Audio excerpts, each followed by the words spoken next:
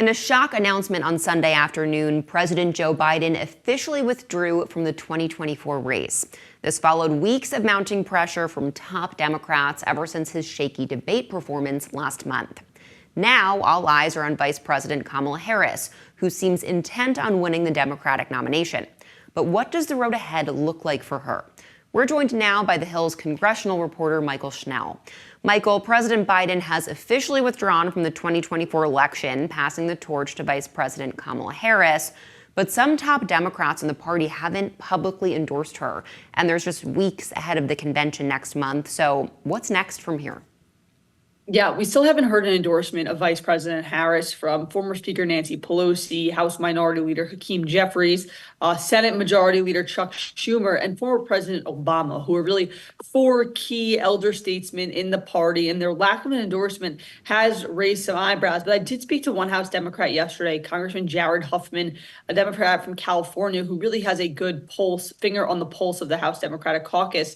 His read on the situation is that some of these Democratic leaders don't want to make it look like this is just a coronation for Vice President Harris. They want to still have the image of some sort of process that ends up with her as the nominee to just show, for the sake of showing that the delegates and the voters still have a say here. So Huffman said that, he's pretty confident that this process, whatever it will end up looking like, will end with Vice President Kamala Harris as the nominee. But some folks may just be holding out for some sort of process to show the image that the voters and the delegates still matter here. Yeah, it's an interesting theory. There has already been some polling completed in a hypothetical matchup between Vice President Harris and former President Donald Trump.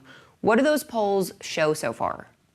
Yeah, I'm looking right here, pulling up Decision Desk HQ, because we've had a running graph of what these Trump versus Harris polls look like. And currently, Trump is just slightly up over Vice President Kamala Harris, 47.4% to 45.4%. So still trailing the former president. But I'm going to be curious to see if Vice President Harris can increase her numbers in the coming weeks. There seems to be a jolt of excitement within the Democratic Party right now. This announcement by Biden and the endorsement of Harris has, jolted the election that many had called a sleepy election that a lot of folks weren't thrilled about because it was two candidates we've already seen before. Some people described it as sort of the lesser of two evils.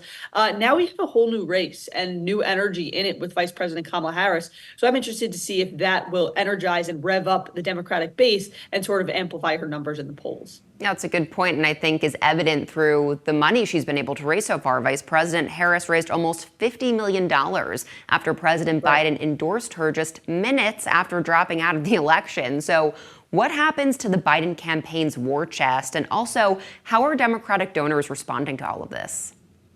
Yeah, the Biden campaign's war chest will now go to Vice President Kamala Harris. There's a post on X that said that he was endorsing Harris for the nomination. The Harris campaign, or the Harris folks, quickly moved to put in FEC filings and to take over that war chest. Now we'll see if any Republicans are going to lob some complaints or legal challenges at that. That is entirely possible. Republicans will want to try to muck up the system right here for Democrats, but nonetheless, that massive war chest that was around $100 million, I believe, it will now go to Vice President Kamala Harris, which was a big question in the lead up to the switch at the top of the ticket, if that would be able to happen. A lot of campaign finance experts had said that Harris, being that it was the Biden-Harris campaign, would have the easiest time taking on that money. So we're going to see how that plays out in the weeks to come. Yeah, will be interesting. And also with Vice President Harris making this full push for the nomination, who is in the mix to be her potential running mate? What are the names that people are throwing out there?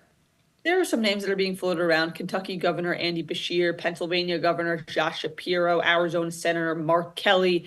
But still, we're still very early in this process. It's going to be curious to see if other names come out of the woodwork. I'm also curious to see if any of those names, A, try to challenge Harris for the nomination, or if B, someone else comes in. There's been some reporting about Senator Joe Manchin, the independent from West Virginia, who just recently left the Democratic Party to become an independent. He's sort of been flirting with the idea of potentially running just to sort of have this open convention and not let it be a coronation of Vice President Harris. So the conversation about the running mate and any potential challengers is definitely going to be the one to keep an eye on in the coming days, because that's got to be solidified fairly soon as we head into the convention next month. Right, and I do want to ask you about Senator Joe Manchin, but before we get to him, can you explain what the path to nomination looks like here for Harris? How many delegates does she need, and could she easily swoop them up, or does she have a lot of challenges ahead of her to get there? Yeah, right now is the path. The key number is 1,986. That's how many delegates that Vice President Harris is going to need to clinch this nomination in the Democratic Party. It's a big question about how the delegates will react to this news. We're already seeing some groups of delegates from key states say that they plan to pledge their delegates and their votes for Vice President Harris. We'll see if that is the overwhelming opinion among Democrats. But still, I think there's a question of, will party leaders, the DNC, will they have some sort of open process in the coming days and weeks? They have signified they would, just to show again that it's not sort of a coronation of Vice President Harris, but that a process actually led to this. But some delegates already jumping on the train with Harris. Will it get to that number, 1986? That remains to be seen, but that is the key number that we'll be watching in the coming days and weeks. So House Republicans are now lining up to call on Biden to resign. And their argument is if you can't run for re-election, then you can't run the country for the next 4 months. Is the White House responding to this? And do you think anything could come of these calls for him to resign? Haven't seen any direct White House response, but President Biden sort of pre-butted this argument in his letter to the country yesterday afternoon, Sunday afternoon. He explicitly said, I plan to serve out the rest of my term. His essential argument was, I'm dropping out of the race so I can focus on serving the country over the next few months of my term. So, no indication there that he plans to step aside. I think it's very rare at this point. It was already a heavy lift for President Biden to step out of the race. I don't think that we're going to see him resign, but I definitely think we'll continue to see the pressure from House Republicans put it on President Biden to maybe step aside. Congressman Chip Roy, Republican from Texas, after the debate performance last month, had introduced a resolution that called on Vice President Harris to convene the cabinet and declare President Biden unfit for office under the 25th Amendment. Highly unlikely. Congresswoman Nancy Mace says that she's introducing a similar resolution today on Monday. Again, highly unlikely, but nonetheless, we'll continue to see Republicans ratchet up this pressure on the president because it is just their way of attacking the campaign in the White House right now. Right. Now, back to Senator Manchin, who you mentioned before. He announced today on CBS Mornings that he isn't running for office. But it is interesting that he's making this announcement less than 24 hours after Biden bowed out. What do you make of his announcement? And do we have any idea what Manchin might have planned for his future? Yeah, no, Manchin's always sort of been this elusive figure. It really remains unclear what he's planning on doing here, though he's sort of signaled that he wants to have some sort of open process and not this, again, coronation of Vice President Harris. Though, if we're talking about Joe Manchin doing something by himself, particularly, remember, he recently left the Democratic Party, so he would likely have to rejoin the Democratic Party before he can actually make any moves in terms of a campaign or just a short-lived nomination, just again to force that sort of open process and contested convention come next month. So really unclear what Manchin's plans are here, but nonetheless, he's drawing a lot of headlines and a lot of attention for it. Will he follow through? That is a big question to watch. Yes, it definitely is. Michael Schnell, thank you so much.